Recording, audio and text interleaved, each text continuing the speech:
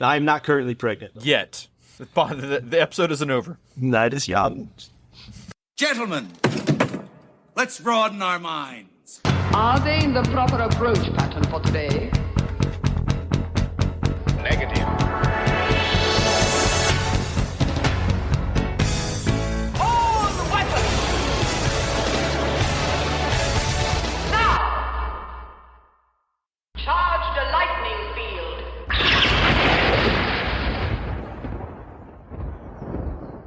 Hello. Hi. This is our show. Hi. Welcome back to Dispatch Ajax. This is Jake. I'm Skip, and unfortunately Phil Hartman is no longer with us. I'm sorry if this is breaking news. People pass away. It happens. Oh, come on. What do you want me to... I don't know. I wasn't trying to lead into that. I don't... Welcome back to Dispatch Ajax. This is Jake. Damn it. I'm Skip, I guess. We are continuing our further adventures of Diddlin' Tweak throughout the gameverse. Today, we shall travel back to the magical year of 1976. Oh, see, we've got two today, correct? There are two stories for your gentle listener ears. That's true. One will happen in 1976, or you say 6, right? Is that what you think I said? No, I don't know. I'm ADHD. I couldn't tell. You could have said 1845, and I wouldn't have known. I just... It was the grand year of 1845. The video game industry was just burgeoning. The Montgolfier brothers had the balloon high in the air. We're years away from the Lumiere brothers.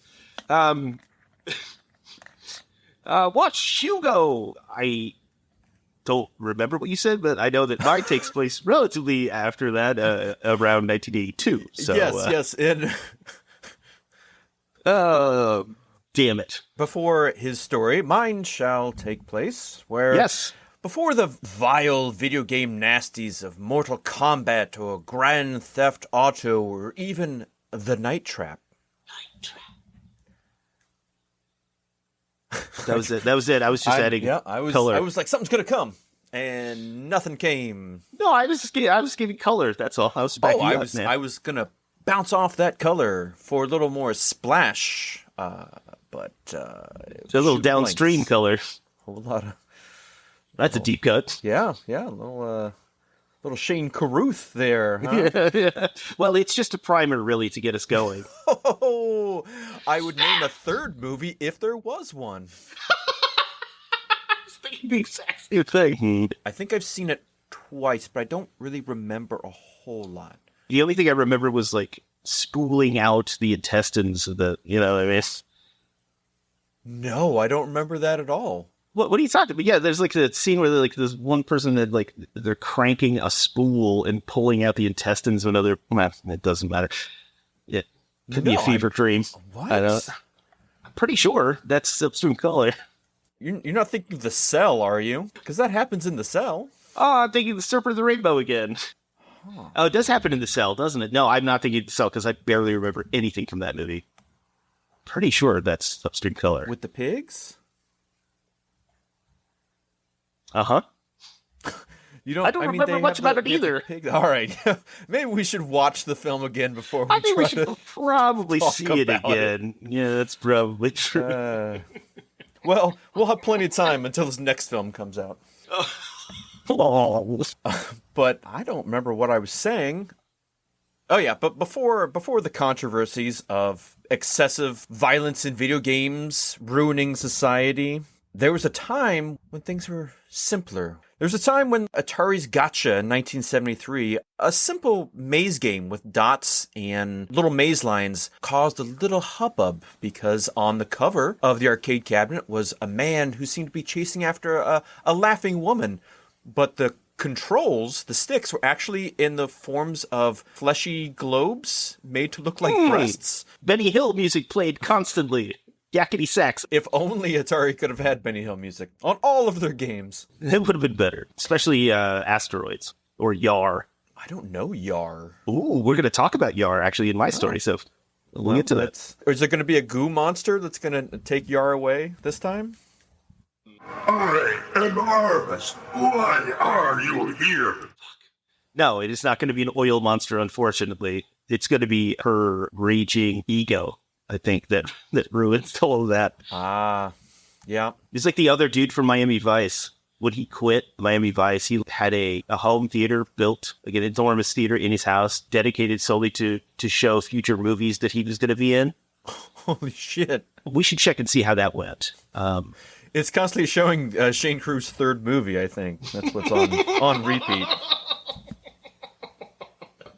And all of David Caruso's work. Oh, yeah. It just shows Jade on loop.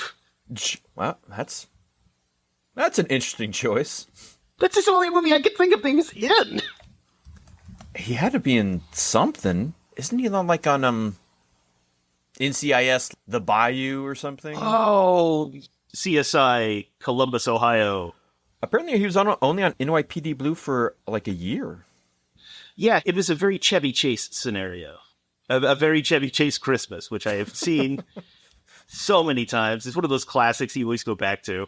Bill Murray punches him backstage. Fascinating, folks. Maybe to sit on Grandpa Skip's lap and have him tell the tale. We'll do it later. Right, we'll do it live. Fuck it. We'll do it live.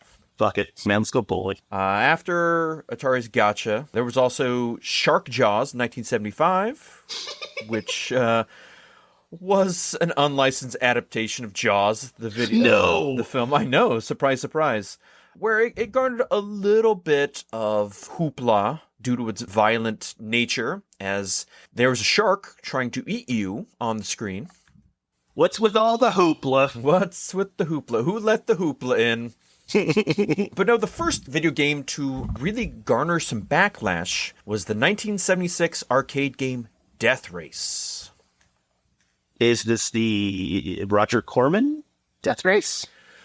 So there's a little bit of controversy where that name came from. A lot of people assume that it is based off of the 1975 Roger Corman film Death Race 2000, in which, if you don't know what Death Race 2000 is, it was I guess you could call it a sports film. Kind of. It's in a far future of 2000. You have kind of transcontinental races and racers who are trying to get from point A to point B, but as they're traveling and film crews are following them on their journey, they are also gaining points by murdering pedestrians with their cars. And Very Grand Theft Auto. Yeah. Or Death Race. Perfect. Yeah, it stars Sly Stallone and David Carradine, by the way. Yeah.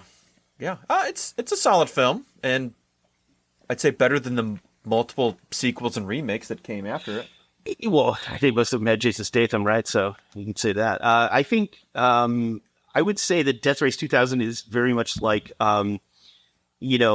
early automobile races, like before NASCAR and all that stuff, when people would race from, place to place, in the 20s, mixed with The Running Man. Mm-hmm. Yeah. There's a lot of like the over the topness of like a professional wrestling. And over the top. Yeah, and over the top. A lot of hats with being Sly turned Stallone. back. If he wins the race, he also gets the custody of his child. That's true. And the heavyweight title. Hey, it's the only title to have. So, and whatever. Yeah. It's okay. So, Death Race, the video game, it came from a company called Exidy, which I think was Excellence in Dynamics shortened. Okay. In 1975, they had put out some earlier games, one being Destruction Derby. Again, this is arcade cabinet. You had two wheels, you had gear shift, you had pedals on the floor, so it's kind of like an early racing simulator. But in this game, you tried to smash into other cars. Now, they had Destruction Derby. They licensed it to Chicago Coin to then put in their slew of arcades. They re-released that under the name Demolition Derby and did quite well with it, but X-City couldn't quite keep up with the demand and weren't quite making as much as they hoped to make with their licensing deal. So they came up with a new game. This would be called Death Race. Again, whether it was based on the movie that came out the year before or not quite clear on that. There's also an urban myth that it was originally called Pedestrian during its development, but that does not seem to be concrete and having any legitimate backing from the creators when they were interviewed later. But in this game, you are a racer and you are trying to use your car to hit what are called gremlins. They were supposed to be ghastly skeletal ghouls that are running around the screen, and you would have to use the car to run over them. When you did, they would shriek and howl, and their presence would then be replaced by little tombstones to show that you had murdered them.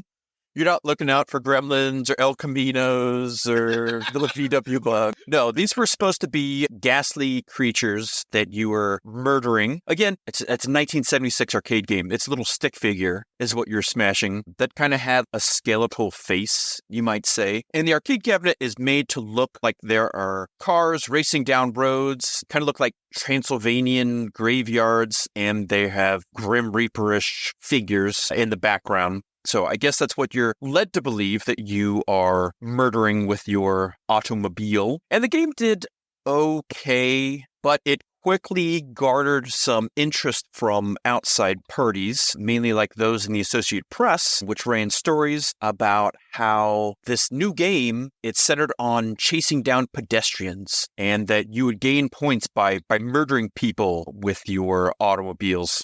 Now, the creators, they pushed back on this, saying, hey, we made it so that it wasn't people. We specifically made a game where you are trying to hunt down these ghouls and kill them. But those in the media, of course, got on their high horse. The New York Times pointed out that even the National Safety Council had an opinion of the game's potential impact, that behavioral psychologist named Gerald Dreesen of the National Safety Council noted that 9,000 pedestrians had been killed on the U.S. roads in the previous 12 months, and that this game might lead to more as people would want to emulate the automobile that they see on the screen, and that violence on the TV is passive, but when a gamer steps into the role of creating violence as no longer a spectator, but an actor in the process, that they could only shudder to think what will come next if such a thing is encouraged, that it'll be pretty gory.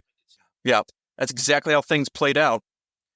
Atari also got in on this, and they talked about how they were not planning to pick up the game or to let it be played on their system. Essentially what they were saying is, when it's fantasy violence, when you are shooting a tank or a fighter plane or racing cars, that's fantasy violence. But when you are actually in the process of attacking and performing violence on what appears to be another human-like creature, that is something that goes beyond the gameplay that they wanted to be a part of, and that it isn't something that they hope to encourage in the coming years of video gaming.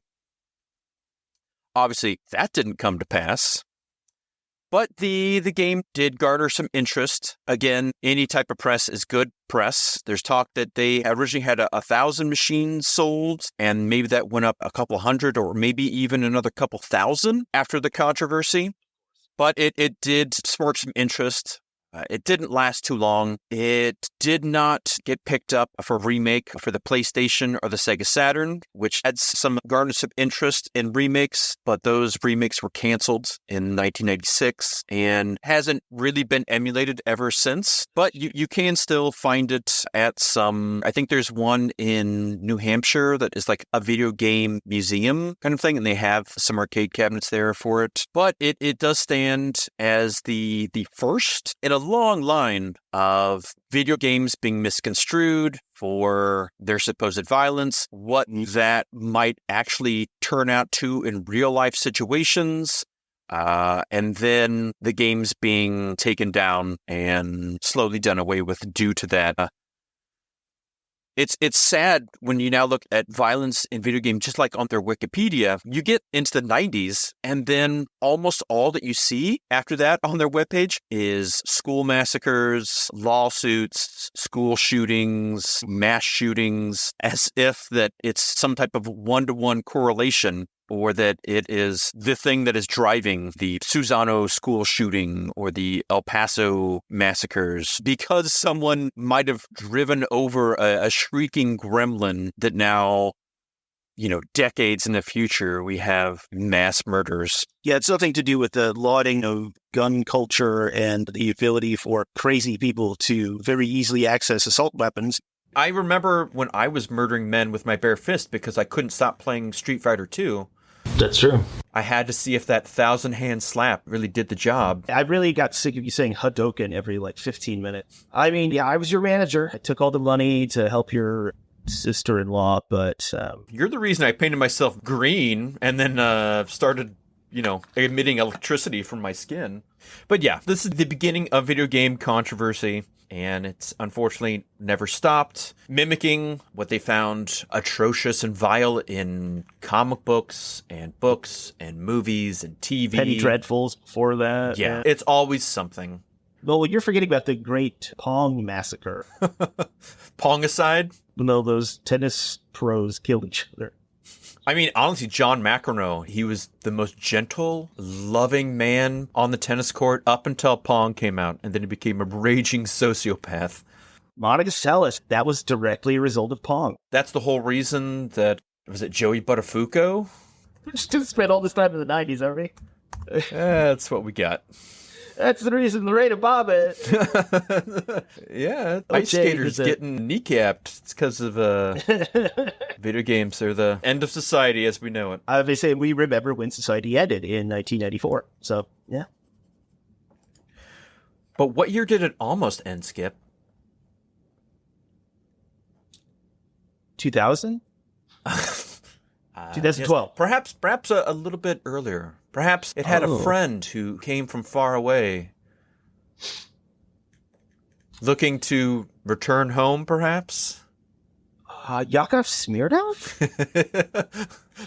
In Mother Russia, video game plays you. What a country! In Mother Russia, tennis players stab you. Just humming along with the transitions there. Beep, beep, beep. We're backing in. Backing up. Beep, beep, beep. Is that a Seinfeld reference? They're all Seinfeld references, all the way down. It's like Seinfeld, Larry David, Seinfeld. It's Georges and Bosco all the way down, my friend. Or our second half, we're going to talk about of an urban legend, but not the way that you think. Because a lot of people have talked about this, but we've got a little bit of a different angle on it. So, Jake, how old were you? 94. When you saw E.T.? You were 94 years old when you saw 94. E.T. the Extraterrestrial. Yeah. Yeah? Yeah.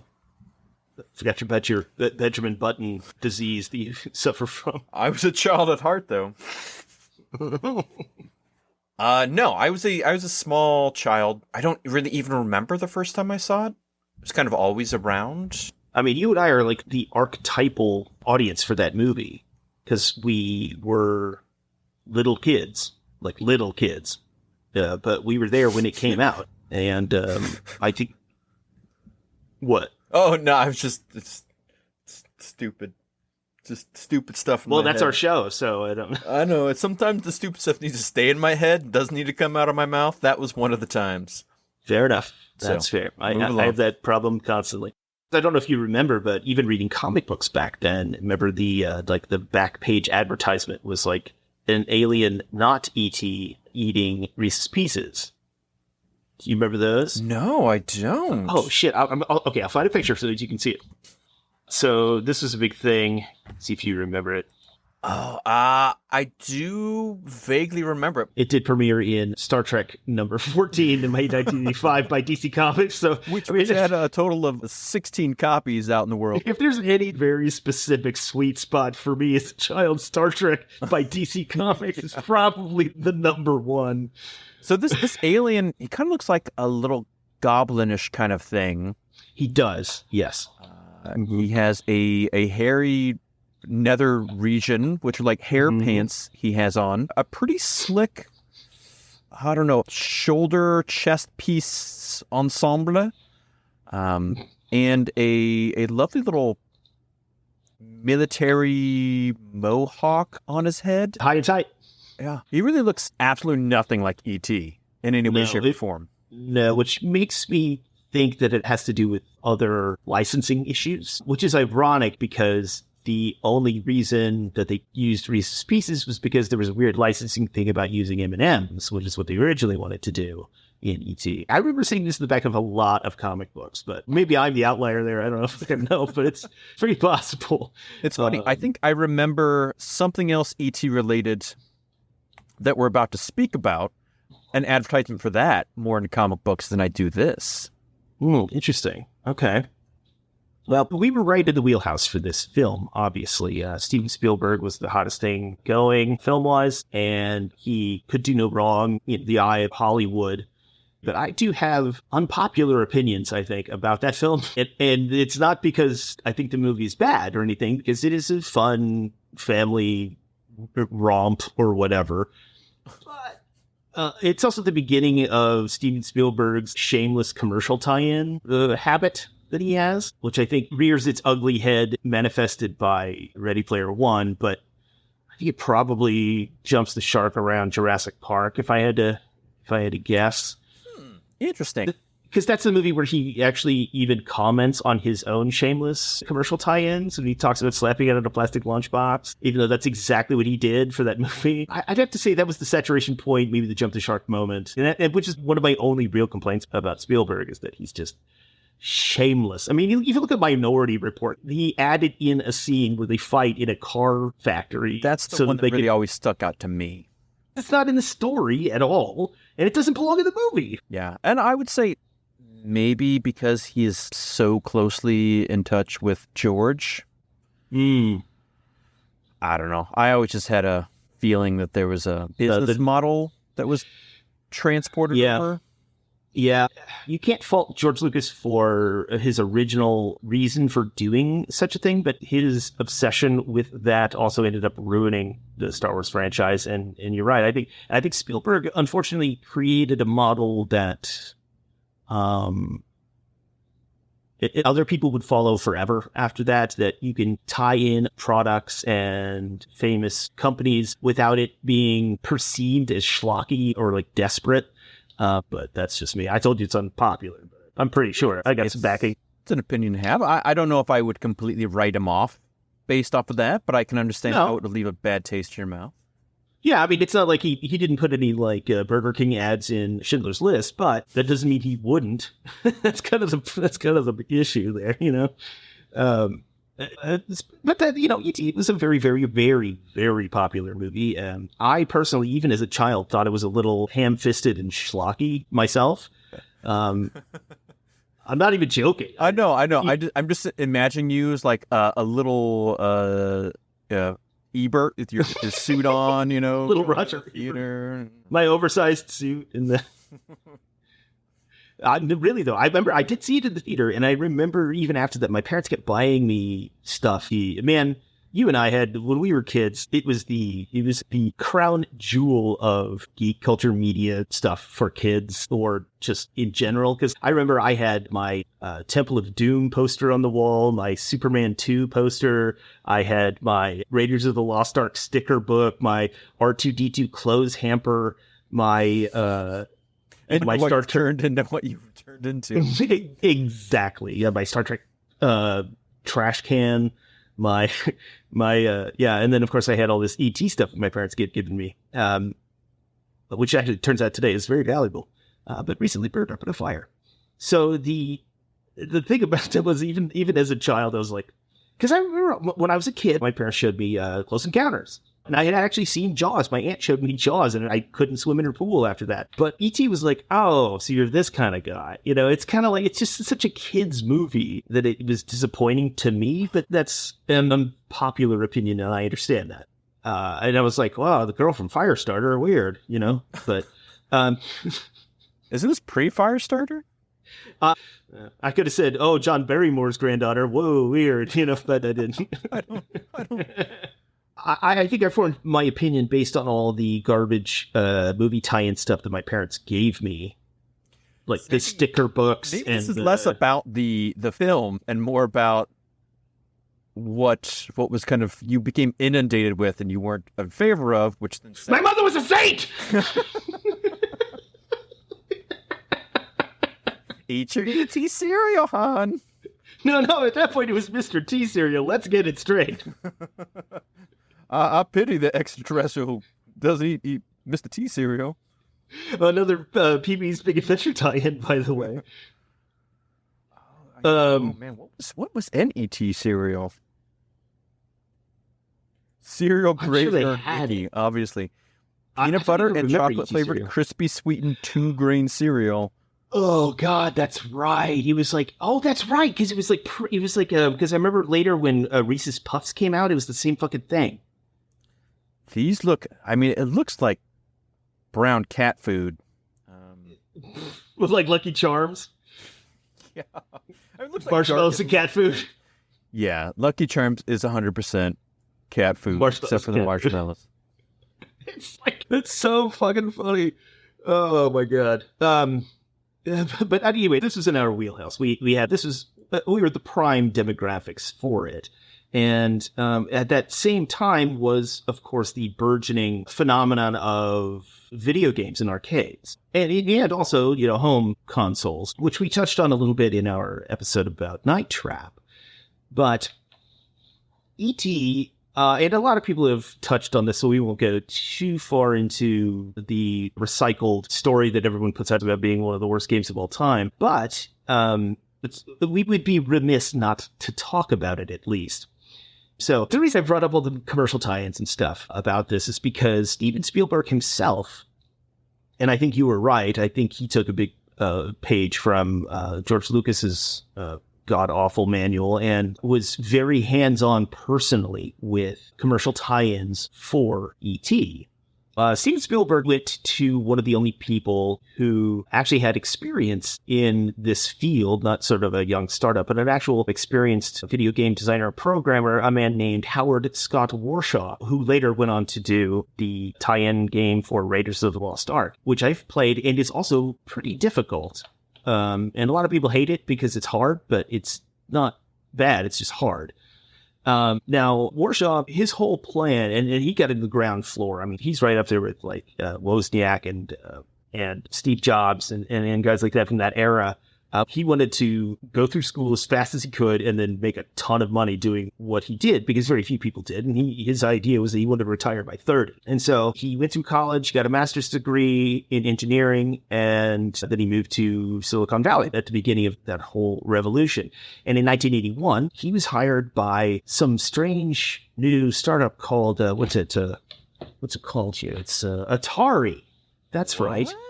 What? Atari. I think that's how you pronounce it. And of course, at that point, they had just come out with the Atari 2600, which was the first commercially successful and popular video console. Not the first, obviously. Keynote speaker at the Haters Ball this year. So he's trying to track some of these pieces of this radio, and he's being pursued by scientists and FBI agents, just like in the movie. I doubt they ever replaced the guns with walkie-talkie. And he's got an energy meter, right? So if he runs out of energy, he dies. Obviously, start tying into the narrative of the film. And the only way that E.T. gets energy in the game is to pick up Reese's Pieces and eat them. Tasty. Right. So on paper, that's a pretty great tie-in to the movie, especially since this is at such an early stage of video games. I mean, obviously, this narrative and this play wouldn't even add up to an app nowadays, but back then, this is innovative. The problem was the game was rushed big time. Atari was way too ambitious with their schedule. So it didn't work out very well. Atari had these expectations for profits based on to the box office sales of the movie, which is a really bad idea, especially considering how fast they put it out.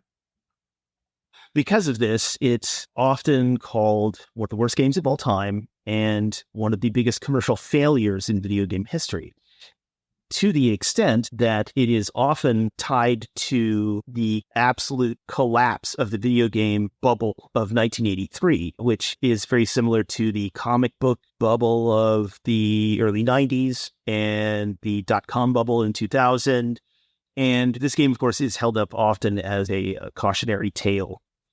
So now we're going to get into some fun stuff. Of course, it did put a big dent in Atari. And to be perfectly honest, Atari never quite recovered its dominance. Nintendo filled that void pretty soon afterward. And Atari, of course, still exists, and they put out stuff. They tried a big comeback in the 90s with the Jaguar and Lynx systems. But that approach was a moonshot. It didn't quite work out either. So there's an urban legend around this game because of its abject failure. This is referred to as the Atari video game burial, or the E.T. game burial, most commonly. As it goes, it says that it was a mass literal burial, a mass grave of unsold Atari video game cartridges somewhere in the southwest or the desert. As if it was like nuclear waste or something. Right, exactly, yes. Or in Goodfellas. So the rumor was everything buried was unsold copies of E.T. the Extraterrestrial. This is kind of ironic, as well as unsold copies of the Atari 2600 port of Pac-Man, because it was also terribly received. Now, the funny thing about this is that it was true. In 2014, Fuel Industries, Microsoft, and others worked with the New Mexico government to excavate this supposed burial site as part of a documentary, Atari Game Over. And on April 26, 2014, excavation actually revealed discarded games, hardware, and computers. Atari literally buried the game in the desert, like a dead hooker. Only a tiny number of games were recovered from this excavation, which was still 1,300. They must have buried 1 million copies. I mean, and that's not hyperbole, or tens of thousands at least. So impressive. And of course, at another point, we'll talk about the Nebraska hoard of games too. So after these were discovered, they were auctioned off to raise money for a museum to commemorate the burial of E.T. the Extraterrestrial. That definitely happened. And there's a lot more to that too, but a lot of people have covered that. Now, I think based on further review and objective analysis, it was just received really poorly. I mean, looks pretty bad. So graphically, not great. No. Also, I love that, like, at the end of the game, at least according to the manual, the game ends when E.T. runs out of energy or you decide to quit playing. And you were absolutely correct. Instead of just me breaking it down, this game is available to play online in a browser. Play it for yourself. But to show the dichotomy of opinions on this game, I will give you quotes from two different sides. This is a quote from a Redditor named Sunblade10. This isn't anything definitive. It's not like the ultimate, review of the game or whatever, but it's a good example of how the everyman playing these games felt when the game came out. It says, quote, "If you have not played it, you could never know the pain." He misspells something. I'm pretty sure he's supposed to say imagine, but he put imaging. Imagine you're 7 years old with a joystick with one button and a stick that is so rigid it could hurt your hand, but you're so excited to be playing E.T. because you enjoyed the movie. The game starts with the MIDI of the theme song, and you get even more excited. Then the game starts, and you have to collect pieces of the communicator in order to send your little friend back home. You start off on your quest to find the communicator pieces, and you fall into the first pit. By the way, that is the number one complaint about the game. You push the button to extend E.T.'s neck to make him float out of the pit, but every time you hit a wall, it knocks you back down into the pit where you lost energy that you can't replenish. Now you keep trying to get him out of the pit, and if you're also bad grammar and spelling, you should get him out of the pit, and if your luck, and reach the edge, you golden. But more often than not, you hit the wall before the edge because of how hard it was to control. Then you would sit in the pit with no energy and float out of it and slowly come to the realization the game would just keep playing with no way to get out of the pit. And I've read this from a lot of people who have played this game. So you reset and try again, and then reset again until you lost all your energy, until you rage quit and started playing Pac-Man, which I thought was funny. That is a very common complaint about that. Once you get caught into one of these pits that you fall into, it's very, very difficult to get out. It's from a website called indiegamerchick.com. All right. I'm down. She does a review, what she calls the definitive review. This came out January 24th of last year. And she has quite a different take on the whole thing. Basically, she starts off the thing by saying her dad showed her Plane Knife from Outer Space and how hyped it up. It was the worst movie of all time. And then she watched it and was like, there are actually way worse movies than this, but it's just kind of considered the worst of all time. Right. And then it says, E.T. for the Atari 2600 isn't really that bad. It's just boring. Like Morbius. I mean, it's bad, but because it's boring. And she goes on to say, quote, and it's not even complicated boring. The object is to locate 3 pieces of your phone and then, phone home. To find the phone pieces, you have to deliberately fall into various pits in the game, then stretch your neck out and hover out. Most of the pits are empty, and whether they are or not, it's a slow climb out. Of course, you'll just as often fall into the pits accidentally since they're all over. It's such an obviously doomed for failure play mechanic to begin with. And that's before you get to having the threat of falling back into the hole hanging over you. Hoo boy, she says. Yeah, it's not so much the falling in the pits that wrecks E.T., it's the sheer volume, too many, and how easy it is to fall back into the ones you've climbed out of, too easy. Now, I did play several rounds of E.T. without rewinding or save states, and that's where I realized that the falling back into the pits is what really destroys the game. So, once again, this is the universal critique on it. She says this could have been fixed by having you not be able to fall back into the same pit you were in without leaving the screen first. Or hell, just have each pit fill up once you hover out of them permanently. This doesn't fix everything, but it would sure take the edge off. Now, to win at ET, once you have the 3 phone pieces, you have to search around the map to find the randomly generated spot where you phone home. And then you go to the starting screen and click the correct spot on the ground. That doesn't sound too bad, but when the rules get in the way, you can neither phone home nor catch the spaceship if any humans are on the screen, and they're relentless. The FBI guys will take a piece of your phone if they touch you, while scientists will take you up to the building screen. While you can click spaces to make them walk back to their spots, the timing is practically left up to chance as to whether any will show up when you're trying to catch the spaceship. She actually goes on to say she doesn't blame Warshaw at all. Well, I think we got a good feel for what the game's about. And what I wanted to get to was why people think it's not that bad.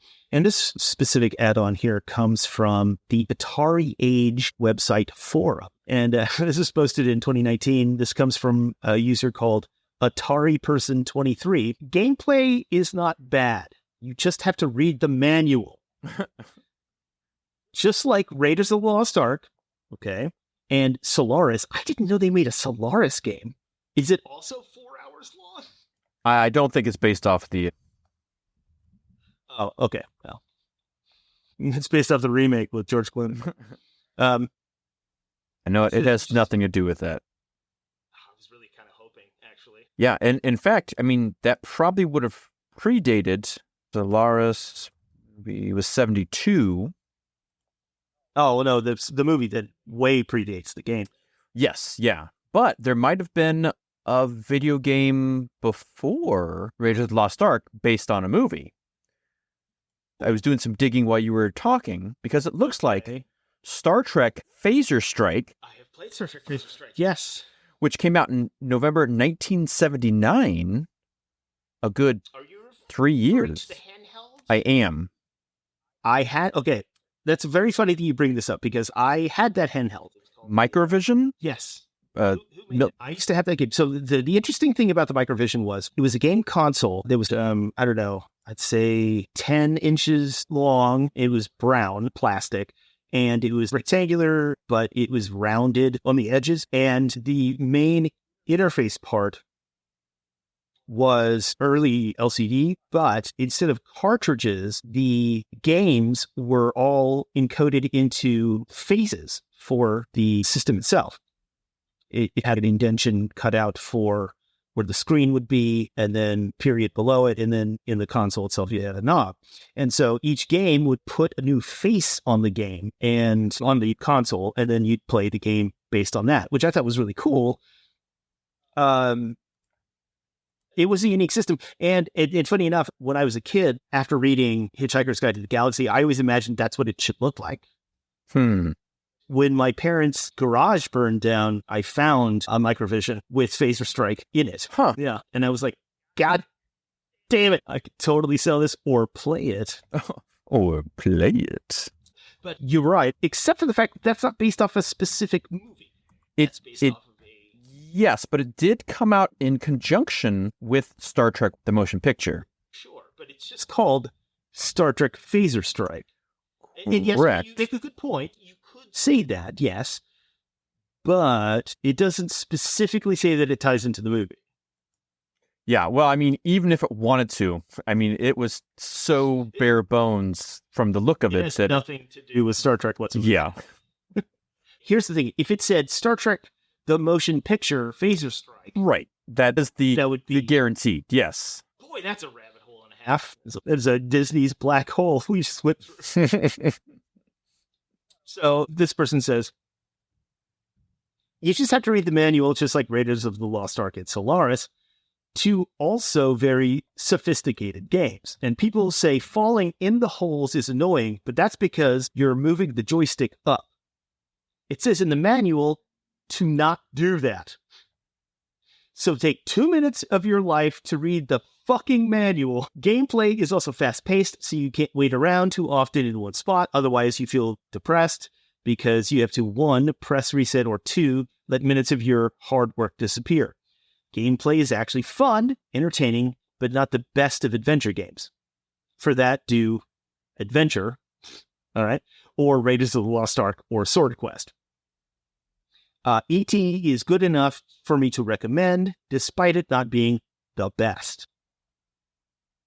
So, when the game industry collapsed in 1983, around the time this game came out, I don't think it had anything to do with this game. Well, I mean, maybe it had to do something with this game, but I think it's coincidental. That was going to happen either way. I think this game just sort of took on the brunt of the blame, and we've seen other examples of that throughout media. But it seems like it's far from being the worst video game of all time. If you want to find out yourself, you can go online and play it in a browser today. Figure out if you like it or not. I'm going to say no. You're going to say no, don't go play it? Or I'm going to say no, I don't like it. no, sir, I don't like it. That's a Mr. Horse. And it's funny, like the review I just read, this person goes out of their way to say, quote, E.T. will be remembered as the scapegoat for Atari's tragic demise. But there are far, far worse games. Just try Karate or Inca Gold. Those games will make E.T. look like a masterpiece. The first person to respond to this on this forum says, first off, nice work on the review. Secondly, I think you're right on the 6-month schedule for someone posting a thread about E.T. being labeled the worst game of all time. That's why we're not going to go too far into it, but, you know, the real urban legend is that it's the worst game. It was just the symbol for bad, or at least failed games. So, yeah, scapegoat. And that is E.T., and it was buried in the desert, rightfully or not. So that's our latest installment in our video games series, because we want you all to know that we are old men, but we still know these. We cover all of geek culture. Yeah, that's why we're covering video games from 1979. Before we were born. You know, it's what the kids are into. Oh, these damn kids. Anyway, this episode's done. Done with it. Fuck it. Done with it before I opened it. Flips table over. Thank you for listening to Dispatch Ajax. Please like, We share, have subscribe. no idea this episode's going to come out. It might be terrible. I don't know. A lot of rat holes. Lot of holes. In case you were wanting to get your A lot of pits you fall your in. phaser game, it's pretty cheap now. You can get it for like $15 on eBay. Really? Yeah. Oh, wow. It used to be worth something. Just it's not now. Hey, it's around. Guys, have you listened to episode before? Because I say the same thing every episode. Why don't you just back up to the last episode, listen to the end? But it's how episodic things work. I've brushed my teeth before. Why do I need to keep going? I did it once. How many orgasms do you need, ma'am? We've reached the peak, the pinnacle. We're done. We did it. All right, move along. Did it. What more do we have to prove? Please like, share, and subscribe. If you wouldn't mind rating us 5 long-necked ETs on the favorite podcast app of your choice. Ideally, Apple Podcasts would be great. Please share with your friends if you think they'd be interested. And come back next week, month, year for our next batch of shenanigans, audio-wise. Please share this with a scorned widow. If you find a forlorn dog on the street missing an eye who looks like Benji, please give him Tell a them about the podcast. show. If you're one who cultivates roadkill and turns it into taxidermy, please make sure you have stitched the name of our show into the flesh of your non-Jeffrey Dahmer type taxidermy subject. No. Give the grandpa. He needs to hear it. He's done eating stray people you find off the street. It's funny. What I heard was, give it a grandpa. just Give it a grandpa. give it a grandpa. Give him 5 grandpas on the phonogram of your choice. Just reach under there and give it a grandpa. Give her an old grandpa. Give it the old grandpa.